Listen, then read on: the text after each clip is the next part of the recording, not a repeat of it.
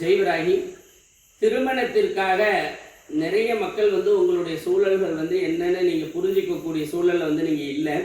அதாவது ஒருத்தர் திருமணம் நீண்ட நாள் தடை ஆகிட்டு இருக்கு அப்படின்றது ஏற்கனவே பதட்டமாக செய்யப்பட்ட பரிகாரங்கள் தான் உங்களுக்கு பலன் கொடுக்கலன்னு தெரிஞ்சும் மீண்டும் நீங்க ஆலயத்துல பகல்ல நீங்க ஜாதகம் கொண்டுட்டு வைக்கிறது மிகவும் இறைக்கு அப்பாற்பட்ட விஷயமா நீங்க செய்யப்படுது. இங்க இந்த அம்பாள் உத்தரவு கொடுத்தது என்னன்னா, அம்பாள் உத்தரவு கொடுக்குற அன்னைக்கு நீங்க ஜாதகங்களை கொண்டுட்டு அவளுடைய திருவடியில வச்சு பாரிஜாத புஷ்ப அர்ச்சனை செய்து மாங்கல்ய கயிறு பெற்றுக்கொள்ள வேண்டும் அப்படின்னு சொன்னதுதான் இங்க மாங்கல்யத்திற்கு உண்டான அம்பாளினுடைய அருள் பெற்றது.